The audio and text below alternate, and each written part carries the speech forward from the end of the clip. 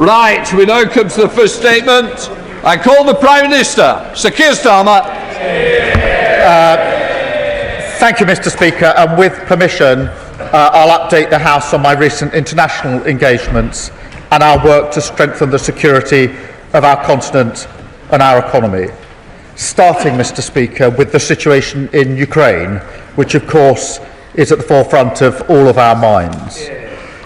Over recent days, I've had detailed discussions with allies.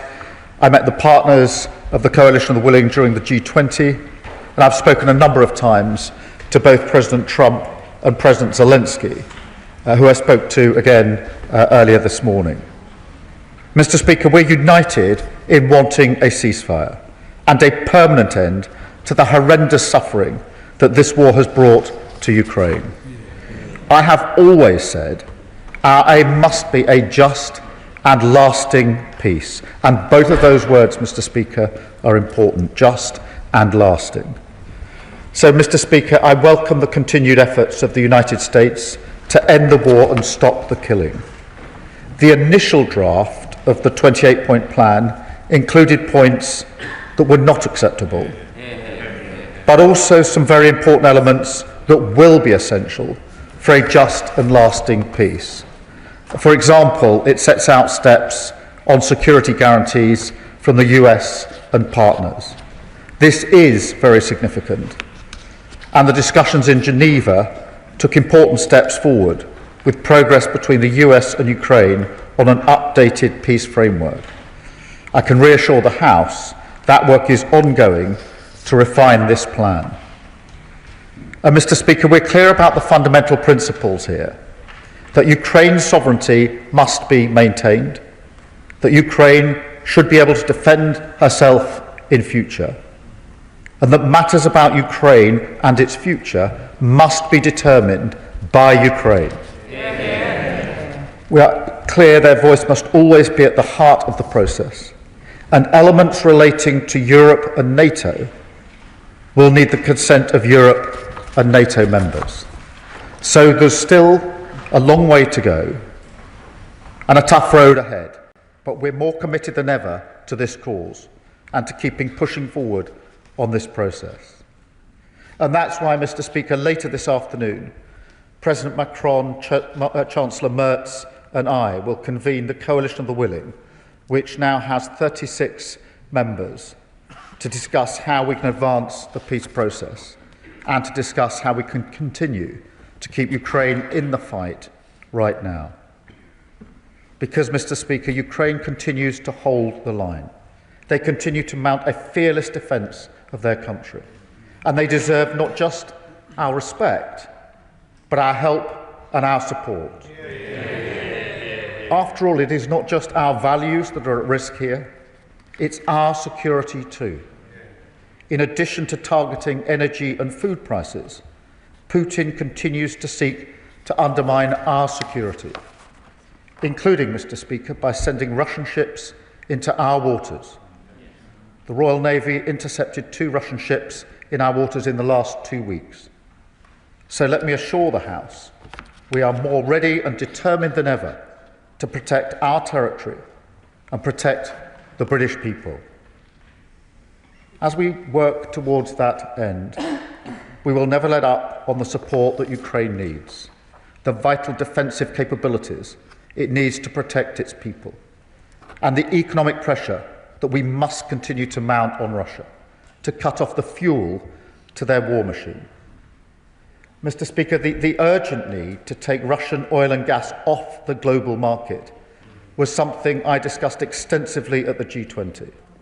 This is vital, especially now, as winter begins to bite in Ukraine and Putin continues his barbaric attacks on civilians and civilian energy infrastructure.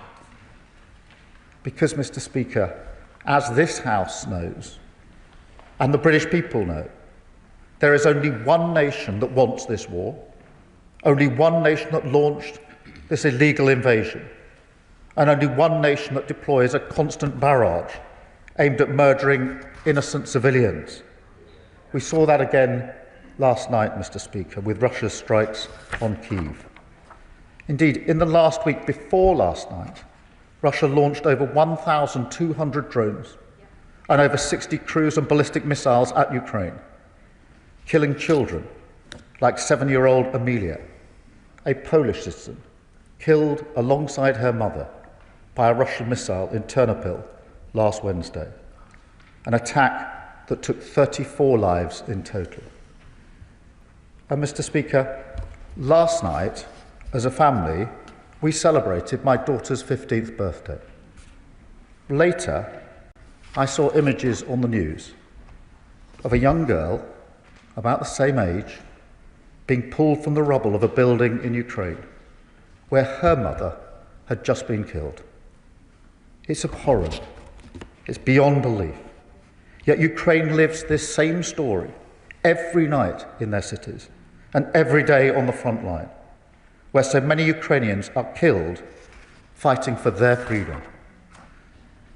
And Mr. Speaker, we should not forget that Putin's aggression, his illegal actions, and his total disregard for human life has taken a huge toll on his own people.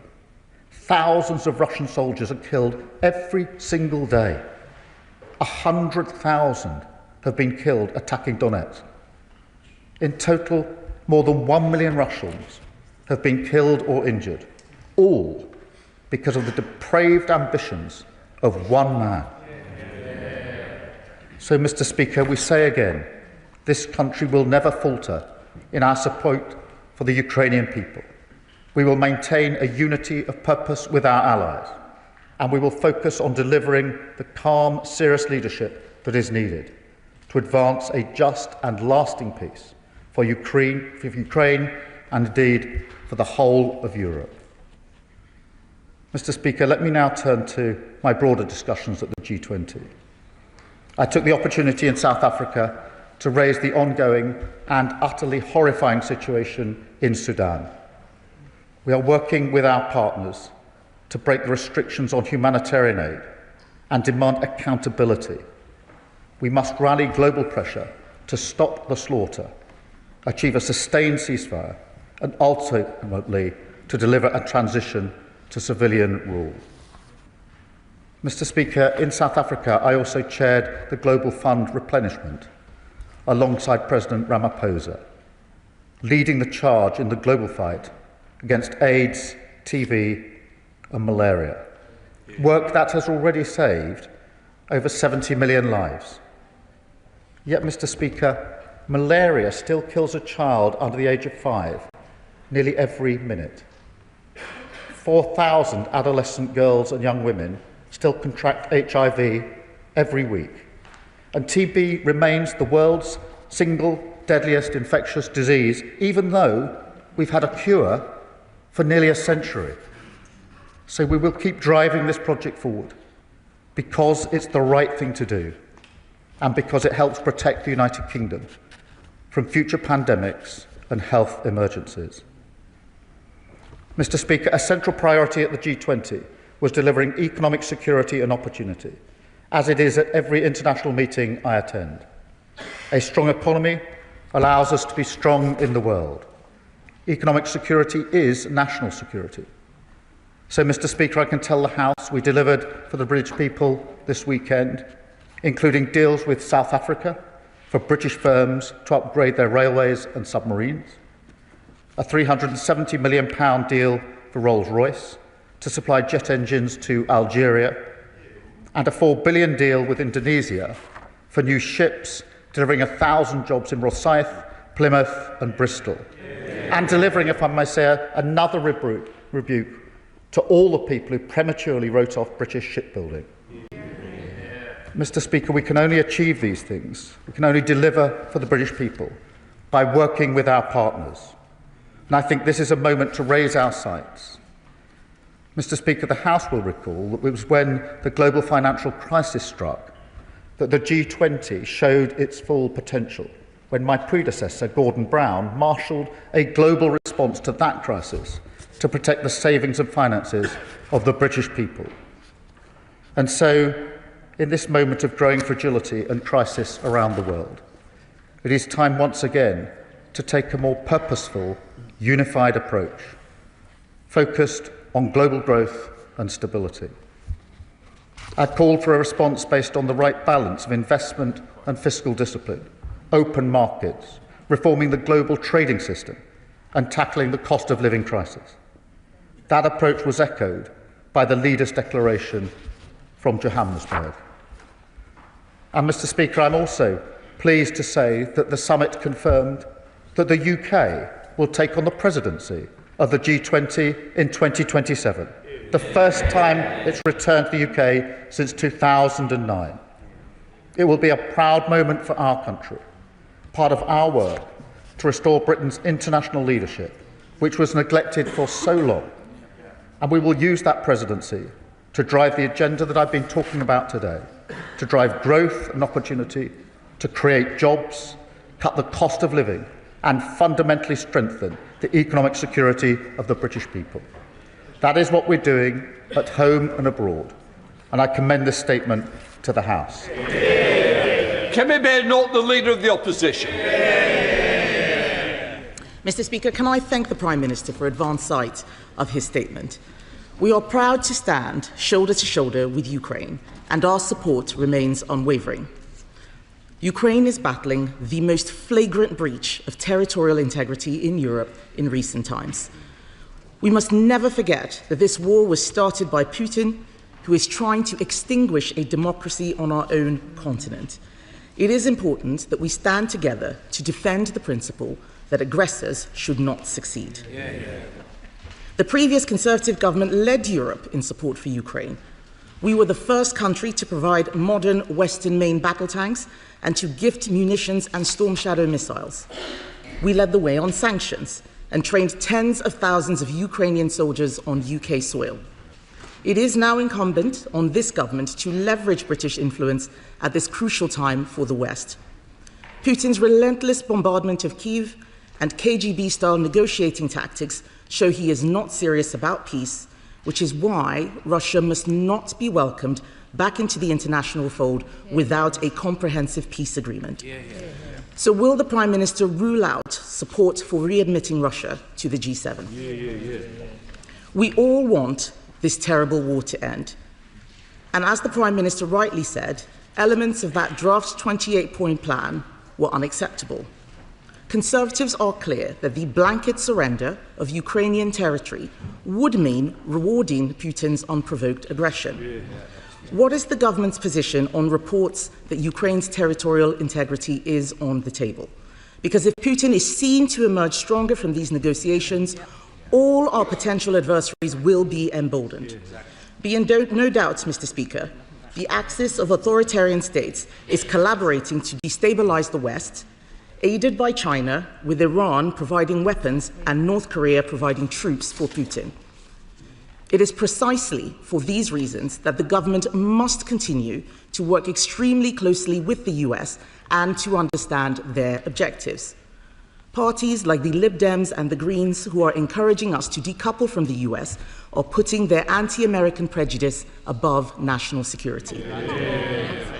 But, Mr. Speaker, given that in the last fortnight the Royal Navy has intercepted 2 Russian ships in our waters, and with Russian spy ships pointing lasers at RAF pilots, it is a disgrace that Reform are still blaming NATO for Russia's aggression. Although perhaps it should come as no surprise when their former leader in Wales was sent to prison last week for taking bribes from Putin. Earlier this year, Mr. Speaker, many countries came together to form the Coalition of the Willing, pledging to strengthen support for Ukraine. Can the Prime Minister update us on the planning and readiness of the Coalition of the Willing? What is its scope and terms of mission? And what can the Prime Minister tell us about a counter-proposal that is reportedly being submitted by the EU? Mr. Speaker, to stand with Ukraine, we need to know we can also stand on our own 2 feet. Last week, the Commons Defence Select Committee warned that Britain is unprepared for a major attack and the government is making glacial progress towards conflict readiness. So it is concerning that reports indicate the MOD faces a potential budget cut this financial year of £2.6 billion.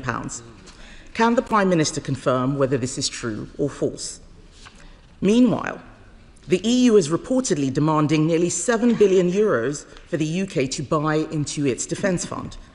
Conservatives warned that this would happen. At the time the UK-EU reset deal was being negotiated, the Shadow Defence Secretary said that Labour had given away 12 years of British fishing rights in exchange for nothing. He was right. Will the Prime Minister rule out paying the EU for access to SAFE?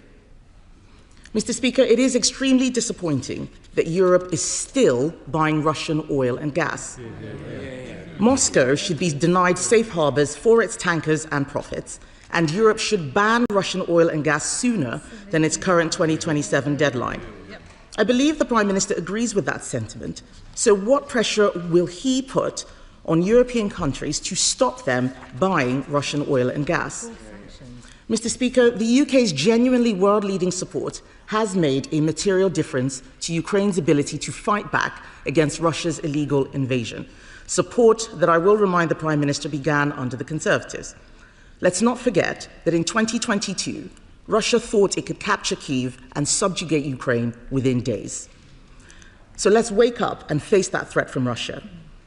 So finally, can the Prime Minister reassure the House that we will be boosting our own defence capabilities as well as using our influence to ensure that secure future for Ukraine? Minister. Well, can I start by thanking her support on Ukraine? I think it is really important that we stay united in this House. And can I readily acknowledge the role of the previous government in leading on Ukraine and, in fact, in bringing the whole House together on this issue, which it did for a number of years and allowed us a platform on which to build the support that we are now putting in place. In relation to membership of the G7, G8, look, the focus at the moment is on a ceasefire, so anything along those lines is a long way off. But, you know, we have to remember that Putin is the aggressor here. He is the one who started this war. On territorial integrity, the sovereignty of Ukraine is paramount, and that's why any questions about the future of Ukraine must be determined by Ukraine. And that is why I've been speaking frequently to both President Trump and President Zelensky. President Zelensky probably 5 or 6 times in the last 2 or 3 days on a whole range of issues. Can I join her in her comments about reform, because it is shocking that a senior official, the leader in Wales, has been jailed for over 10 years, a very significant sentence, for pro-Russia bribes. That is extraordinary.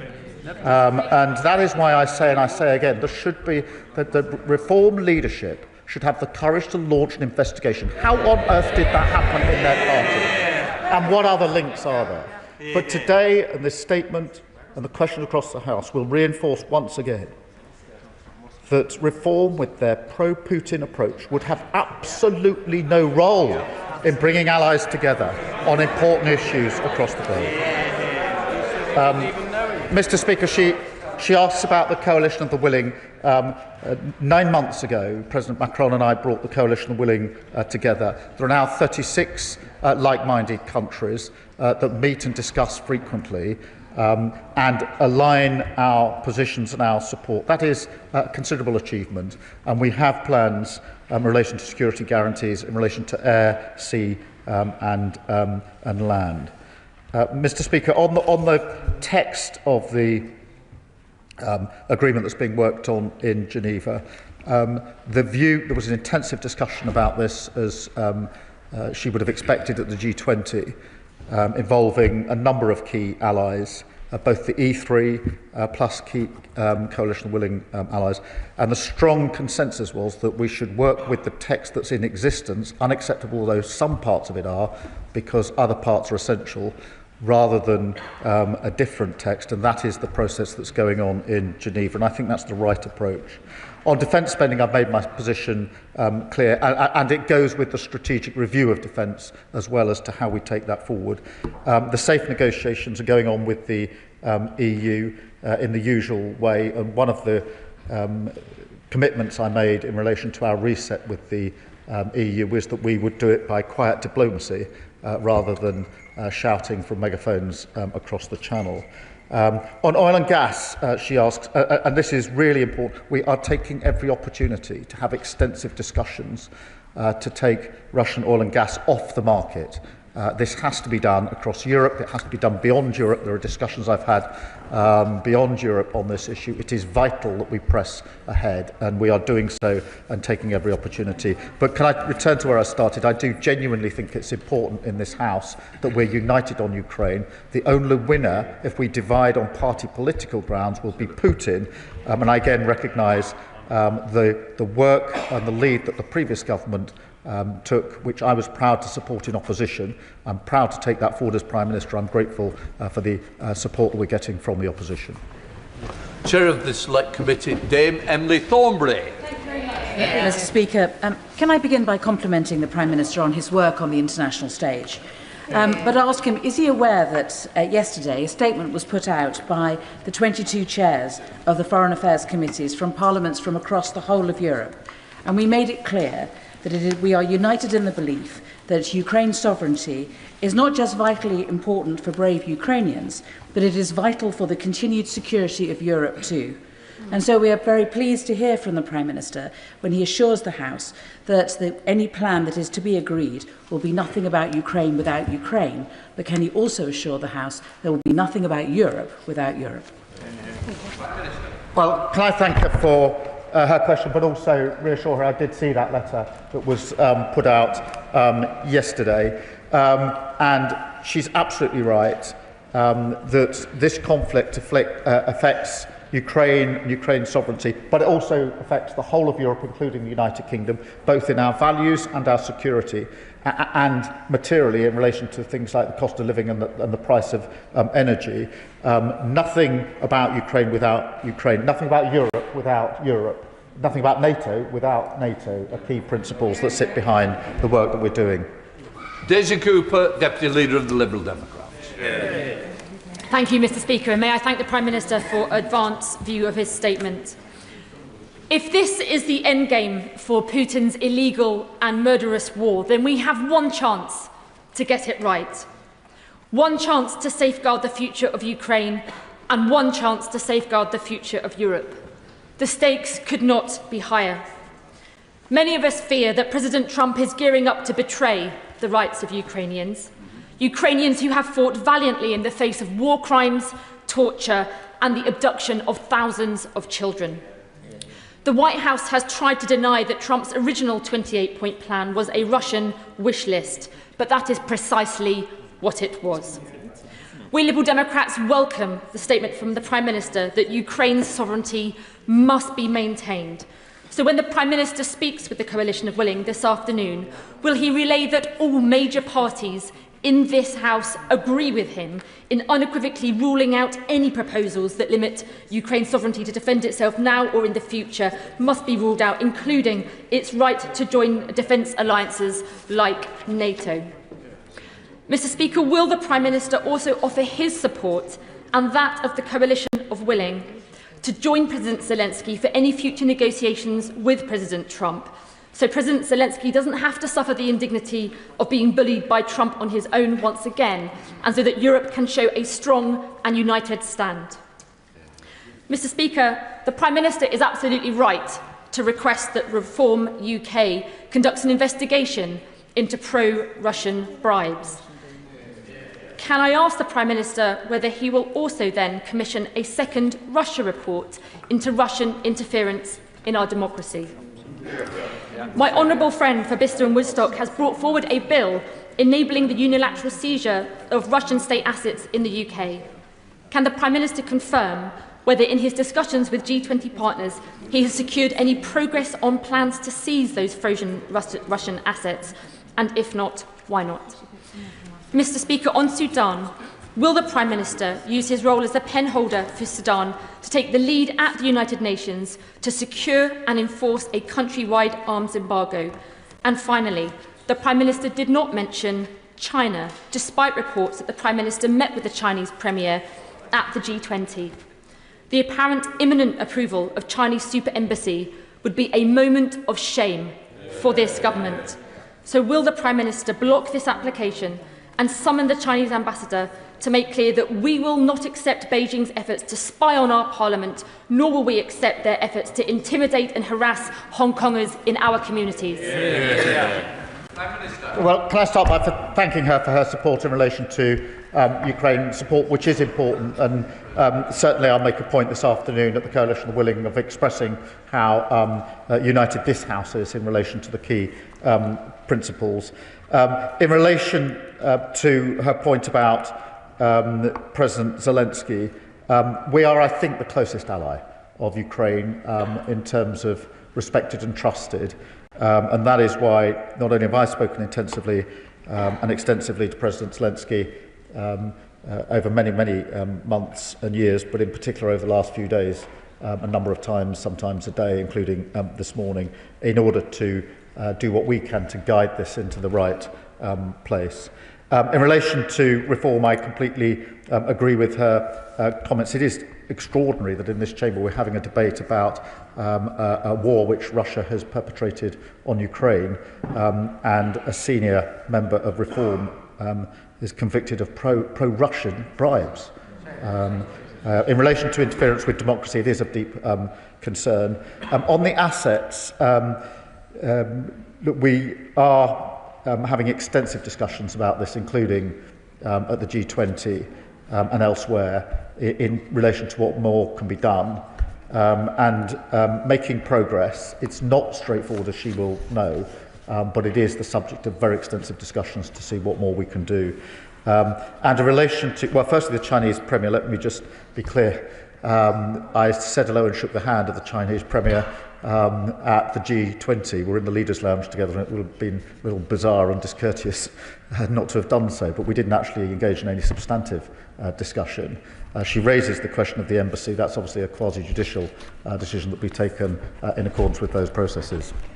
Manjit Singh Desi, Chair of the Select Committee. Thank you very much. I welcome the Prime Minister's update statement to the House, but Mr. Speaker, let's be under no illusion.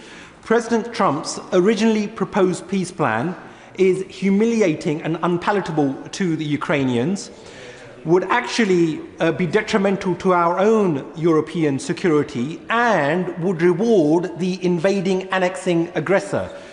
And that's why yesterday the cross-party House of Commons Defence Committee issued a very robust statement calling on the government to urgently give full moral, practical and support in whatever way that it could, especially diplomatically, to our Ukrainian friends. But would the Prime Minister agree that at this critical juncture, it is imperative that the UK, along with its European allies, shows clear and determined leadership, is actually around the table to negotiate so that we can be a voice for our Ukrainian friends, because if we're not at the table, we'll be on the menu. Well, can I thank him for his questions? In relation to the original plan, clearly there were elements which were unacceptable, and that's why I'm pleased that progress has now been made in relation to it. I can assure him we're giving support to President Zelensky and Ukraine at every level, and extensively as he would expect. And he's quite right that part of the reason that we're able to have influence with our allies is because we are present at the international table in a way that we haven't been over recent years. Father House, Edward Lee. The Prime Minister's done a pretty good job of getting close to President Trump.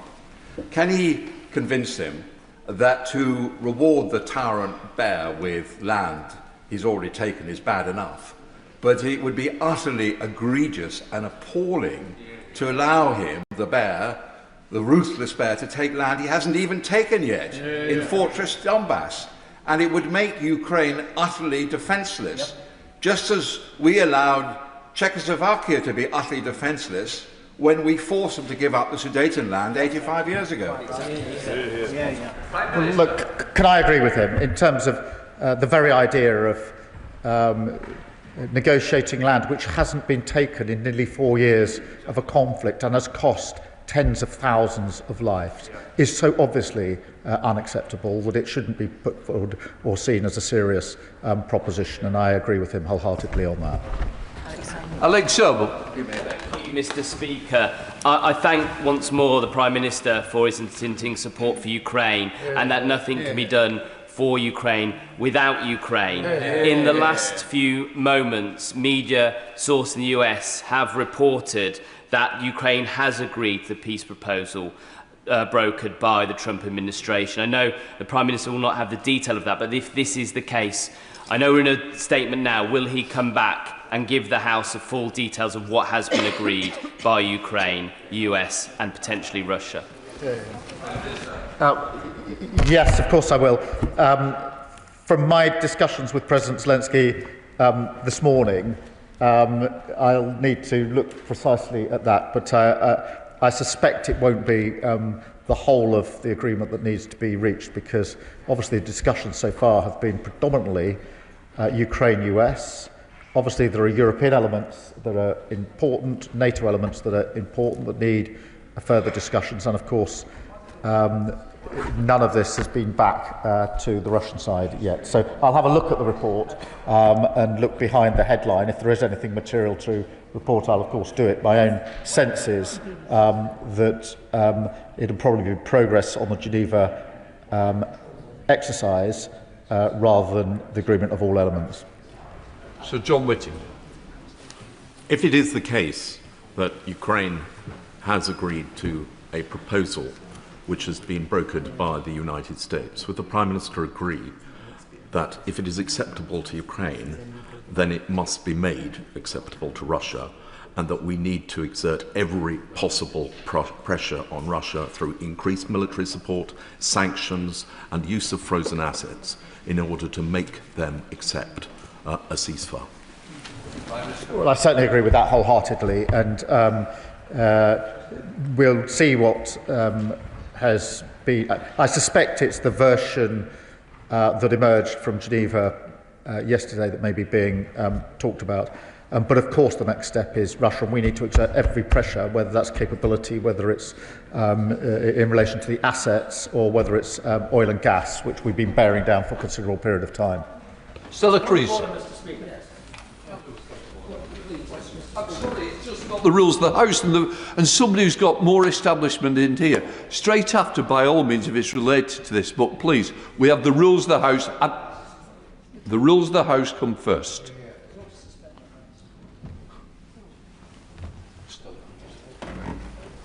Thank you, Mr. Speaker. I think we all understand this is a breaking situation. Can I ask the Prime Minister, because in such an uncertain world we know that allyship is integral to our own security, and that post-war generation created both the NHS and NATO because they understood the power of collective solidarity. I'm very pleased to hear him talk about the importance, therefore, of the safe negotiations, because our work with Europe isn't about replacing our relationships with NATO, but strengthening them. Could he confirm that he raised the safe negotiations with the President of the European Commission, because this situation also reminds us that we have to get the European defence industry into a shape where it can face the threats we face from countries like Russia, and the UK must be part of those conversations too? I can assure her that negotiations are going on in the ordinary way in relation to safe and a number of other issues. Mr. Speaker, what I'm endeavouring to do is just to get the best information I can in relation to what is developing, and I'll weave it into an answer if I get anything that will help the House. I'll certainly come back, but if I'm able to update the House as we go along, I'll endeavour to do so that others can then ask questions about that. Colin Miller. Thank you, Mr. Speaker. I welcome the Prime Minister's commitment to ensuring that decisions about Ukraine will not be taken without Ukraine and to upholding Ukraine's sovereignty. Yet we know that Russia is trying to use this negotiation to undermine not only Ukraine's but Europe's future security. So in light of the negotiations ongoing, will the Prime Minister confirm that any future deal will reject Russia's references to, and I quote, ambiguities over the last 30 years, which is code for unravelling NATO back to 1997, and reject attempts to determine which nations may join NATO or where NATO may put its military assets? Can I thank him for that, because we must always remember this is about Europe as well as being about Ukraine, and Putin's ambitions are not limited to Ukraine, as the bordering countries are intensely aware, and therefore it is important that we see this for what it is and act accordingly as European allies. Joanna Baxter.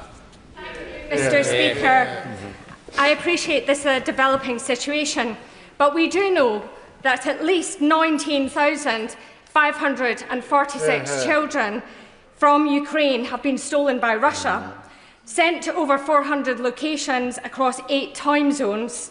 We know that 1.6 million children in the occupied territories are being subject to militarisation and indoctrination. We know that 200 military training camps turn Ukrainian children into Russian soldiers. And we know that 1 in 10 of the children who have been rescued from Russia have reported that they've been sexually abused. So, can the Prime Minister remind President Trump that behind every one of those figures is a child? And can he assure the House that any peace plan that's agreed will deliver the safe return of all the Ukrainian children who have been stolen? And that Russia will be held to account for the war crimes that they continue to commit? Can I thank her for her campaigning and all of her efforts to keep a constant light on this appalling situation. It is shocking that Russia is treating these children as a weapon of war, kidnapping and subjecting them to all sorts of abuse and ill treatment. And we are doing and must do everything we can to safeguard these children and to get them back to their families where they belong. Sir Julian. Thank you, Mr. Speaker. May I ask the Prime Minister to focus on the question of effective security guarantees? Security guarantees only deter aggression if there is no doubt that the guarantor will act in accordance with the guarantee he has given. And therefore, if there is a security guarantee to unoccupied Ukraine, it is absolutely essential that the guarantor has some forces on the ground, because otherwise a guarantee to an unoccupied region that is a strategic vacuum can lead to a wider war by miscalculation by the killer in the Kremlin. Well, can I thank him for his question? That's why we've done so much work with the Coalition of the Willing in relation to the capability and the planning for land, air and sea, with detailed plans now, which they're as advanced as they can be until we know what the next stage of the proceedings are. It's also why we and I have worked so hard with the US to get a US security guarantee going alongside the Coalition of the Willing, so that the two go together. And he'll have seen that that is part of the discussion in Geneva, on which we've managed to make some progress. Fleur Anderson. Thank you, Mr. Speaker. I join many others here today in welcoming the recent progress on the war in Ukraine and at the G20 in Geneva, and most recently. Putin is continuing to circumvent sanctions by other countries. Will the Coalition of the Willing work with those other countries, as the Prime Minister has explained will happen, to ensure that the money is cut off that's continuing to fuel the war and will enable a just and lasting peace and rebuilding of Ukraine? Well, I thank her for her question. This question of sanctions is absolutely vital, and bearing down on any individuals trying to circumvent those sanctions, and that's why we put in place the sanctions and the measures behind the sanctions, and we work with allies to make them enforceable. Stephen Flynn. Mr. Speaker, I think it's important to begin by stating that those on the far right who parrot the views of Putin and those on the far left who seek to undermine NATO are no friends of Ukraine. Now, I was pleased in the Prime Minister's statement to hear the unequivocal approach he's taken to responsibility in this regard, and rightly pinning it on one person, Vladimir Putin. He did, however, equivocate in relation to his response to the Leader of the Opposition with regards to the G8. Now, Katja Kallas from the European Union was very clear in her comments this morning that Russia cannot be in the G8. She said definitely not. Surely he agrees with that. Well, look, I mean, Russia's the aggressor here, and obviously these are questions for the G7 to determine. But I can tell him the focus is very much on the process at the moment, which is getting the ceasefire and getting an end to this conflict. Can I join him in his question, in the point he makes about those on the left? Because the Green Party, of course, says we should pull out of NATO at a moment like this.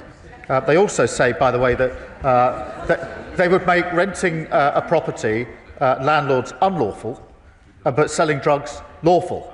I have to say, I find that a little odd outside the school gate.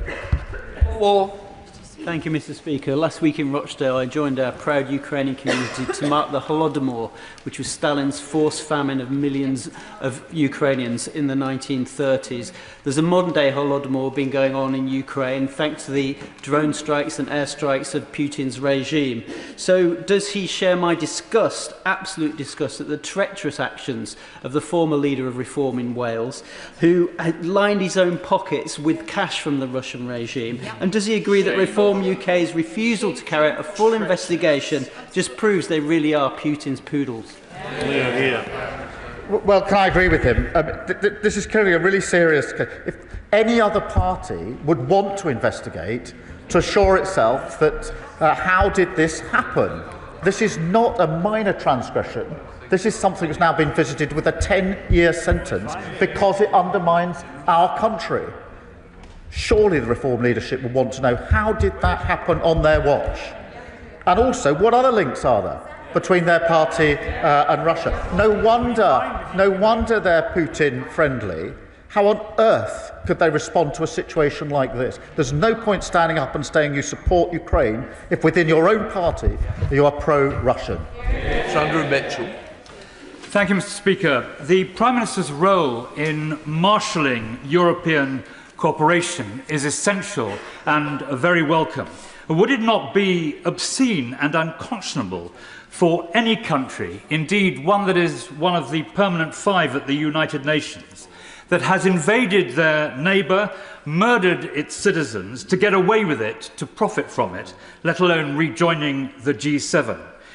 Mr. Speaker, have we not seen this film before? Do we not know how it ends? Yes.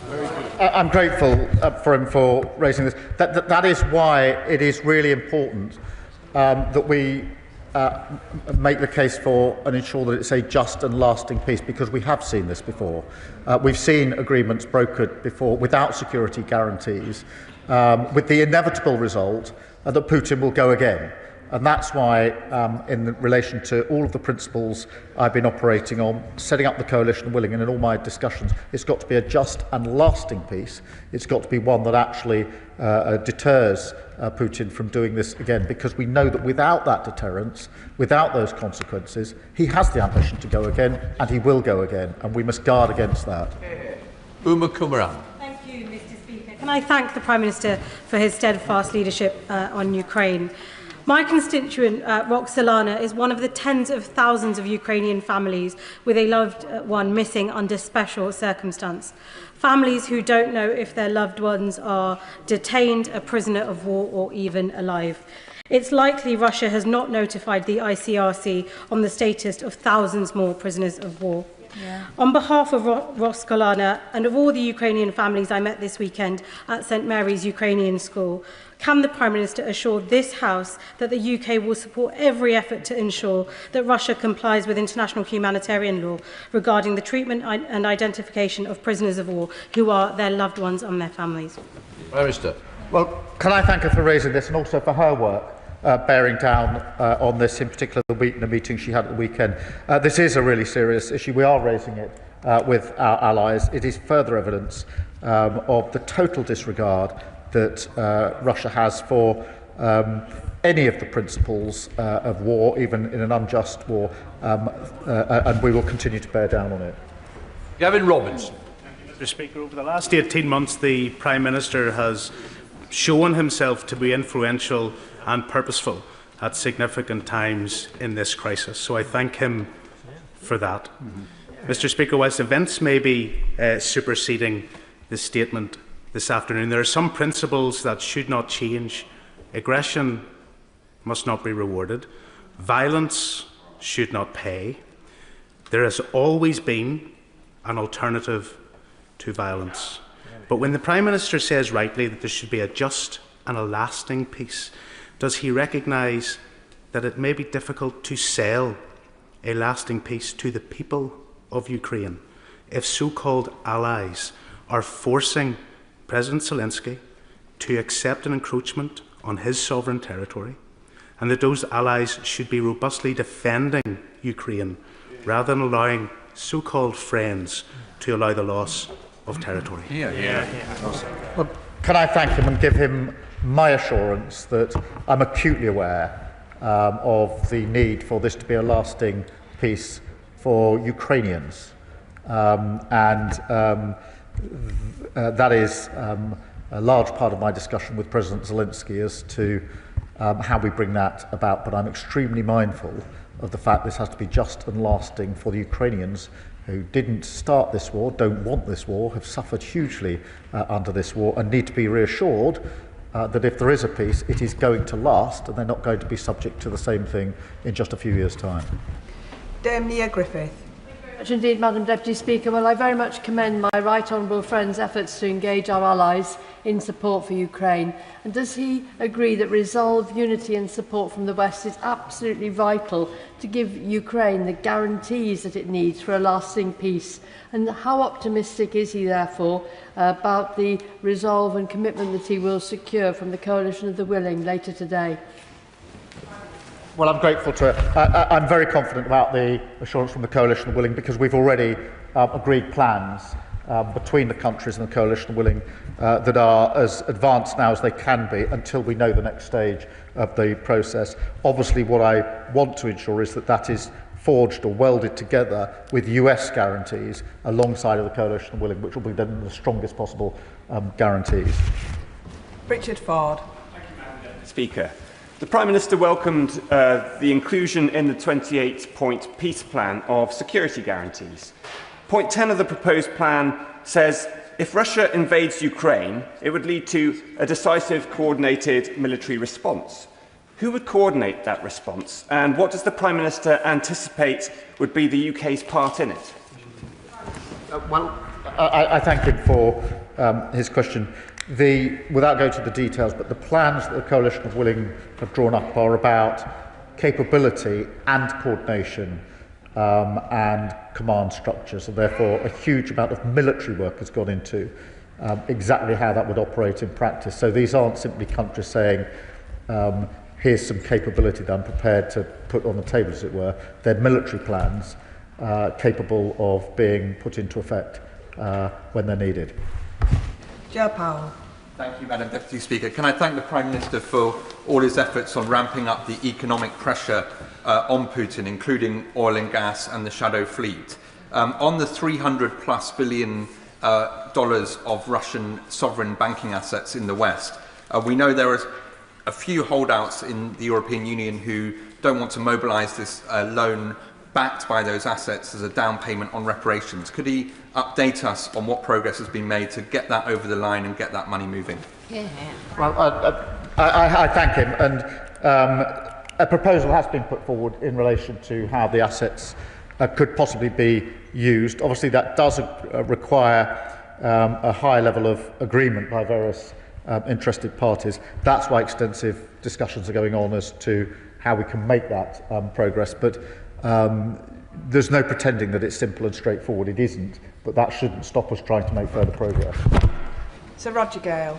Thank you, Madam Deputy Speaker. I understand that the order of the day when dealing with Mr. Trump is flattery. I'm afraid, Madam Deputy Speaker, that 42 years of experience in this House haven't yet qualified me for that level of sycophancy. The presentation of a Kremlin wish list by the White House as a peace plan is risible, something that the Prime Minister has indicated rather more elegantly than I am myself. Would the Prime Minister seriously consider, if necessarily unilaterally, ensuring that the legislation goes through so that the frozen Russian assets can be used to support the Ukrainian war effort? On the assets, I do want to make progress. My strong view is that if we're to make progress, it's better that as many countries as possible act at the same time. And that's what we're trying to achieve.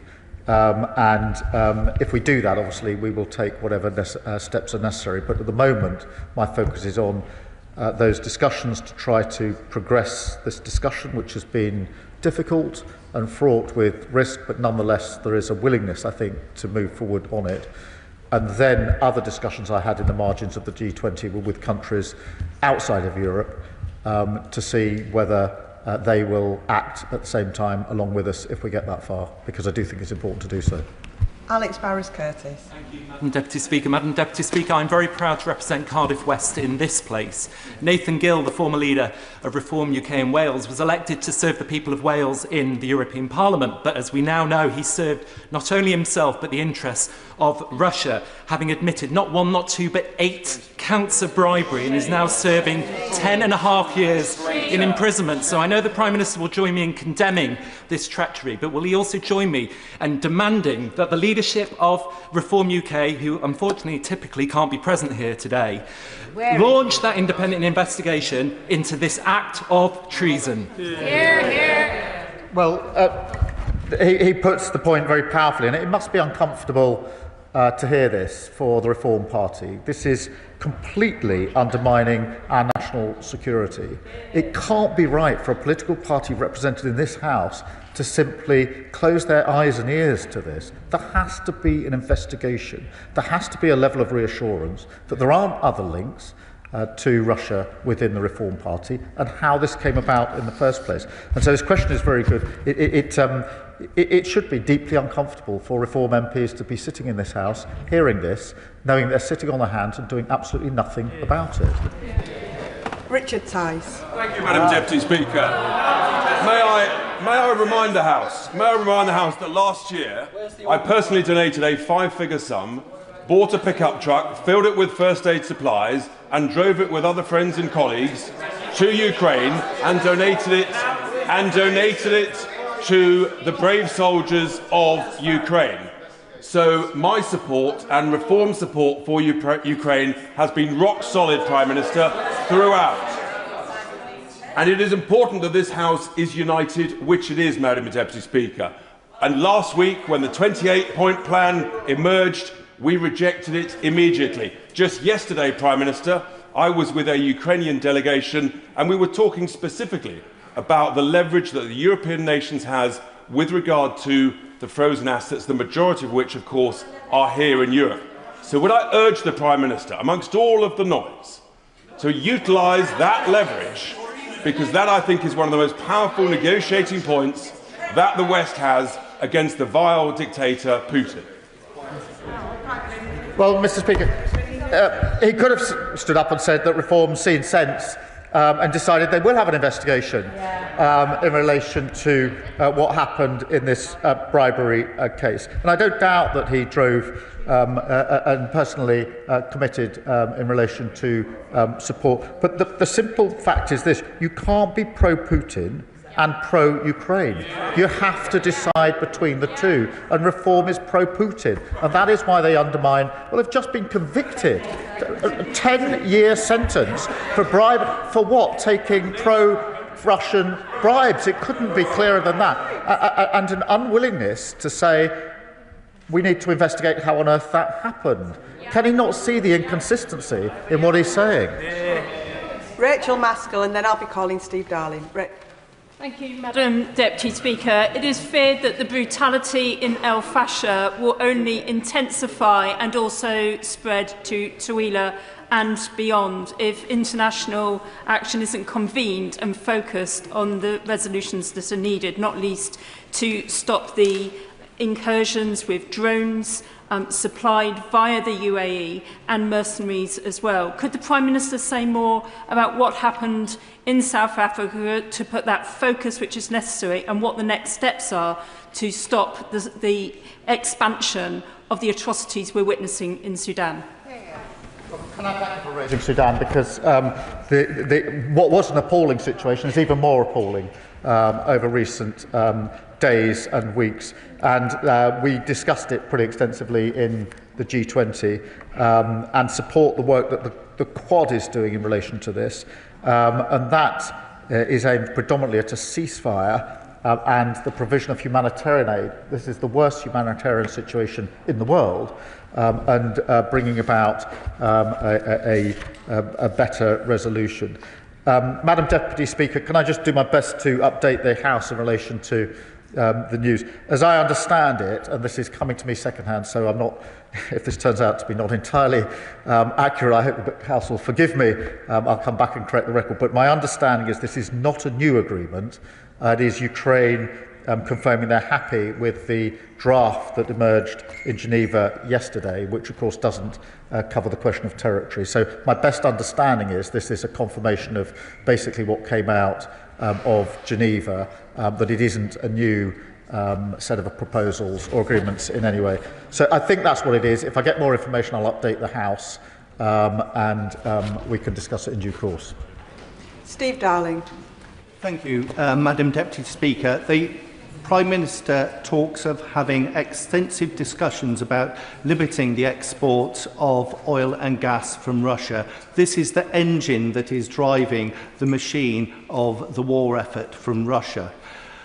The Danish waters could offer the key to killing the shadow fleet. With an international convention regulating the shipping going through those straits, that would stop the shadow fleet and stop a significant part of this shadow fleet activity supporting Russia.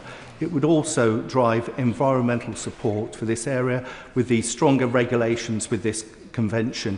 What consideration has the Prime Minister and his colleagues given to this? Can I thank him for raising this, because how we deal with the shadow fleet is something we discuss regularly, and Danish authorities could do a lot and do a lot in their waters, as do Norway and other countries in the region, and we are looking at what further we could do in relation to the shadow fleet, because his underlying point is hugely important, which is the oil and gas are fueling Russia's aggression here, and that's why we need to ensure that oil and gas is taken off the market. That can only happen if we deal, amongst other things, with the shadow fleet. Graham Downey. Thank you, Madam Deputy Speaker, and can I thank the Prime Minister for his continued support of Ukraine. Can I, furthermore, going back to the announcement at the G20 regarding the £4 billion deal with Indonesia, can I thank the Prime Minister for his efforts in securing that maritime partnership programme for Babcock, which will benefit people in my constituency, securing hundreds of jobs. Does the Prime Minister agree with me that that is testament to the skills and experience of the workforce at Rosyth, and will he continue to do everything that he can to support shipbuilding in Scotland and at Rosyth in particular? This is such an important point, because winning these deals, whether it's the Indonesia deal that we finally finished concluding whilst we're at the G20, or the Norway frigate deal as well, it is only possible for us as a country to conclude those deals where we have to compete against others in the world. The frigate deal was against France, Germany and the United States because of the quality of the workforce, their professionalism and commitment to delivering on time. And that is why after the Norway frigate deal, I went up to the Clyde to see the workforce to say thank you to them for putting me in a position where we could secure that deal. And I'd be grateful if he passes that on to his constituents. Sir Alex Shelbrooke. Thank you, Madam Deputy Speaker. Madam Deputy Speaker, signals matter. Right now, Putin thinks he's getting his own way. So, regarding even the answers the Prime Minister has given about the G7, can I just ask the Prime Minister, as a point of principle, would he sit around a table if the indicted war criminal Putin was sat at it? No, I wouldn't. And I took my first opportunity at the United Nations Security Council when I was there last year, my first opportunity as Prime Minister, be very, very clear as to where I stand in relation to, in that case, the Security Council, but the principle applies elsewhere. You cannot be or subscribe to international law and the UN Charter if you're in breach of it by this illegal war. Patricia Ferguson. Madam Deputy Speaker, and I thank my right honourable friend for the work he is doing to secure peace in Ukraine, and I also thank him for his very good comments about BAE Systems, which is partially located in my constituency of Glasgow West. Point 24 of the Trump plan indicates that one of the things that should happen as part of that plan is that all civilian detainees and hostages will be returned, including children. The kidnapping of children is such a heinous thing to do, and a war crime in and of itself, that surely, as a mark of good faith, Putin shouldn't wait for any agreement on this plan or other plans, but should release those children immediately. And in saying that, I pay tribute to my honourable friend, the member for Paisley and Renfrew South, for the work she has done over many months on this issue. But would he also agree with me that point 26 of that plan, which says that all parties involved in this conflict will receive full amnesty for their actions during the war and agree not to make any claims or consider any complaints in the future, cannot be tolerated? Well, can I agree with her on both fronts? Of course, these children should be released straight away. They should never have been taken in the first place, and it's heartbreaking as well as intolerable that they're held for a moment longer. And as for amnesty, no, I do not agree with amnesty for Putin and others for their illegal acts. Dr Ellie Chowns. Thank you, Madam Deputy Speaker. I'm deeply concerned that it appears that American negotiators have been listening more to the unreasonable demands of the Russian aggressors rather than to the security needs of the Ukrainians. Can the Prime Minister assure me that in his conversations with President Trump, he has made absolutely clear that the voices of Ukrainians have to be front and centre in securing any just and lasting peace?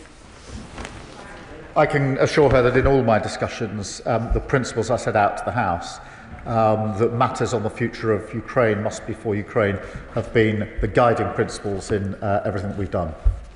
Olivia Blake. Speaker, and I thank the Prime Minister for his statement and actions.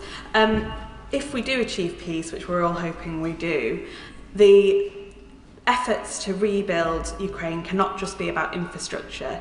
They have to also be focused on rebuilding people's lives, from those who have been devastatingly injured, those who've lost loved ones, and civil society, which has been really tested.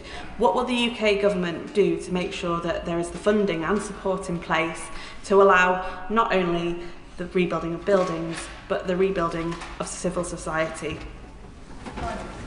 I thank her for her question. She's right, it won't be just about rebuilding infrastructure.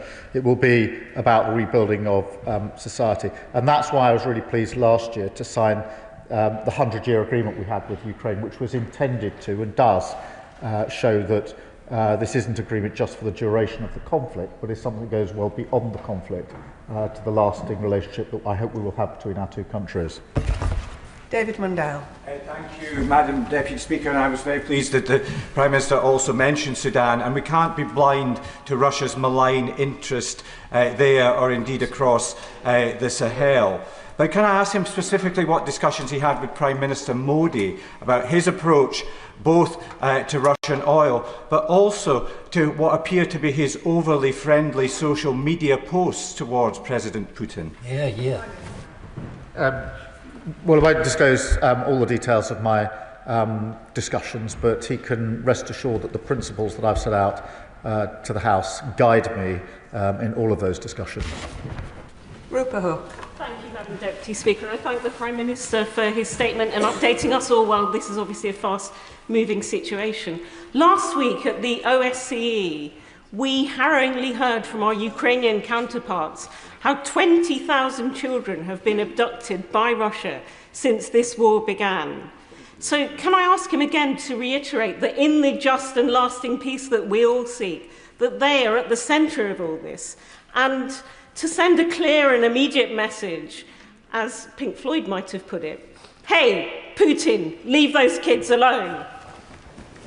Well, I agree with the principle she puts forward. I'm not sure I'll put it quite in the terms she does, but I think the sentiment is one that's shared. But I mean, you know, this is just shock. The idea of kidnapping children as an act of war and a weapon of war is just so disgusting, frankly, that we should do absolutely everything we can, not only to ensure that the children are safe and secure in return, but also that there's full accountability.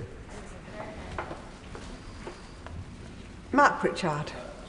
Madam Deputy Speaker, can I thank the Prime Minister for his statement, but if I may, just sort of Madam Deputy Speaker, caution the Prime Minister. I understand that the reports that were referred to by the Honourable Member for Leeds North West are a single source US official, unnamed, and I just think that we might be falling into a trap here that others want us to fall into, and that is bouncing the Ukrainians ahead of an arbitrary deadline of Thanksgiving Day. So I think we need to ensure that officials and all of us are able to verify sources and corroborate, even if they are reported in the mainstream media and repeated in the United Kingdom. So therefore, Madam Deputy Speaker, I'm still allowed, I believe, to ask the question, what reassurance can the Prime Minister give the people of this country, and indeed Ukraine, that President Trump's very bad 28-point plan is not now replaced by a bad 19-point plan, because we all know from history that both Ukraine, Europe, the United Kingdom, and even our allies, the United States, will rue the day that we roll over for Putin. Because if we reward the aggressor, we know that history tells us they come back for more. Can I thank him? And my instinct is with him on the breaking news. I spoke to President Zelensky about 4 hours ago, and I've obviously spoken to him extensively, so I've got a pretty good sense of where he's at on this. I'm intending to speak to him again this afternoon, but I think... I'm sorry? Well, my instinct is that this probably isn't anything of greater significance than what was coming out of yesterday. If it is, of course, I'll make another statement. But I spoke to him this morning and got a very clear sense of where he's at. I'm intending to speak to him again this afternoon. We've got the coalition of willing. If there is anything, I will, of course, update the House. But he's right to caution the underlying point he makes, which is that we must hold to the principle that matters about the future of Ukraine are for Ukraine. And that means we must be engaging as extensively as we are with the President and the Ukrainians to make sure that every step of the way we are taking into account in a practical sense that matters for Ukraine must be for Ukraine. That can only happen if we're talking to them in the way that we are. Peter Swallow. Thank you, Madam Deputy Speaker. May I refer members to my register of interest and thank the Prime Minister for the leadership he has shown on Ukraine. Madam Deputy Speaker, Year 6 students from St Margaret Clitheroe School in Bracknell have written to me to express their deep concern about the ongoing crisis we're seeing in Sudan. So can I thank the Prime Minister for his leadership at the G20 on this conflict and ask him what message he has for St Margaret Clitheroe students who are concerned about this deep tragedy. Well, can he please pass the message back to them to say thank you for raising this.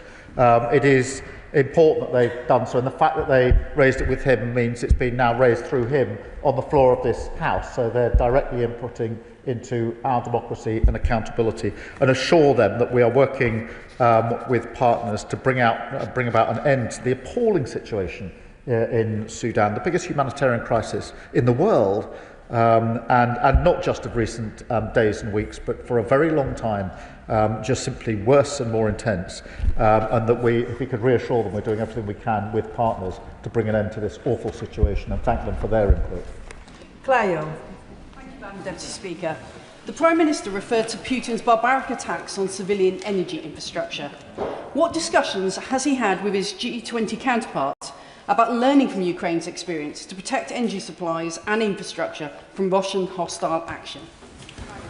Well, firstly, thank her for raising this, because the attacks on the energy supplies are intended to inflict damage on civilians in Ukraine, as it does on a regular basis, particularly as we go into the winter. We're doing two things. We're working with the Ukrainians on what more support we can give to them to safeguard their energy supplies, but of course with allies we're looking at where there are any issues that we need to address in relation to any vulnerabilities that we may have. Laura Kirk-Smith. Thank you, Madam Deputy Speaker, and I thank the Prime Minister for his updates on the G20 and in particular for his commitment to the Global Fund, which I think we should be really proud of. I was also very pleased to see Sudan referenced in the joint declaration of the G20 leaders. As the Prime Minister has said, it's the world's worst humanitarian crisis, but we're also seeing appalling accounts of war crimes. So can I ask what more the Prime Minister will now do with global partners to secure a ceasefire, protect civilians and hold the warring parties to account for their crimes? Well, can I thank her for a question? In particular, the Global Fund is so important. She heard the statistics that I went through. In relation to the wider situation, the focus is very much on a cessation of hostilities and humanitarian support, which is desperately needed. Sir Bernard Jenkins. Thank you, Madam Deputy Speaker. Does the Prime Minister agree with many assessments that make clear that Russia is actually in a far weaker position than President Putin pretends, so long as we continue to support the war effort in Ukraine? But that also depends upon us developing more independent, non-American capability, and the best way to do that is to fund the Ukrainians to develop their own capabilities so that they can continue to defend their own country. Well, can I thank him for that, because it is important that we make clear that Russia is in a much weaker position than they pretend, and we should always remember that the early briefings and intelligence in relation to this conflict were that Russia would achieve its end in a matter of a few weeks at the very beginning of the war. Here we are nearly 4 years in, and because of the fearless defence of the Ukrainians, supported by others, that hasn't been the case. Secondly, in relation to the damage to their economy that sanctions and other financial issues are having, that has done real damage if you look at the inflation rate and the impact on their economy. But his central point is really important because the plans of the coalition of the willing are premised on Ukraine having the capability that it needs, around which the plans that we've put in place would operate, not as a substitute or as an alternative, but actually based on Ukraine having the ability and capability within Ukraine to do what it needs to do to safeguard and self-protect. Catherine Atkinson. Thank you, Madam Deputy Speaker. Trains, planes and submarines. The Prime Minister put the pride of Derby manufacturing front and centre of his G20. Millions saw him on a train made in Derby, halfway around the world in Johannesburg, showing the world what our city is famous for. Will he tell us more about what the deals he secured means for my constituents who work at Rolls-Royce and in the rail sector? And will he continue his focus on winning international deals for more high productivity, high skills, high wage jobs? That she's an incredible champion for Derby, and it was really incredible to be in Johannesburg, sitting in a train that had been made in Derby. And it is very significant that countries around the world want to do deals with the United Kingdom because of the quality of our workforce, the professionalism and commitment of all those that work in Derby in her particular case, but in other workforces across the country. Those particular trains are going to be used for the run to the airport and back, and so they're going to be relied on very, very heavily in South Africa. But the idea, I was very proud that other countries are saying it's the UK we now want to do deals with, as she says, whether that's in relation to frigates, whether it's in relation to submarines or trains. And she should be very proud of the workforce in Derby, and if she could pass on my thanks to them for allowing us to do this work, I'd be very grateful. Anne Davies. Madam Llefarydd, and thank you, Prime Minister, for your statement. It's reported in the draft deal notes that it is expected Russia will not invade its neighbours. It's not expected is wholly inadequate when we cannot place our trust in the words of leaders such as Vladimir Putin. What steps is the Prime Minister taking to ensure that this agreement includes clear, enforceable safeguards, and what measures are being implemented to strengthen UK's resilience against Russian interference? Can I thank her? Look, in relation to the security guarantees, the planning has taken place at the Coalition of the Willing. That needs to be put together with the US guarantee to make sure that it's not an expectation that Putin doesn't invade Ukraine again. It's an absolutely clear message that if he does again, there will be consequences, because it's only if that is in place with strong guarantees and credibility that we will be able to deter Putin, because without them, as we've seen from the past, He simply will breach any agreement that's reached in due course in the future. In relation to interference in our democracy, look, we need to bear down on Russian interference in our democracy, and we'll continue to do so. Arkeel Crichton. Thank you, Madam Deputy Speaker. My friend, the Scottish journalist Jen Stout, has just returned from the grey zone between Russian and Ukrainian forces, where to try and evacuate the wounded or even wander outside for a moment is to invite death from the sky by drones. The message she brings back from Ukrainians on the front line is that they will not give up this territory that they have defended for years. And will the Prime Minister ensure that the message that comes from here, apart from the Lord Haw-Haws paid by Putin, is that their front line is our front line, and that Ukrainian sovereignty must be respected, and that we will stand with Ukraine? Can I thank him? And he's absolutely right. The change in the use of drone warfare over the course of the last 3 to 4 years has been very accelerated, very intense, to the point now, as he really reflects, that if you're seen, you're dead.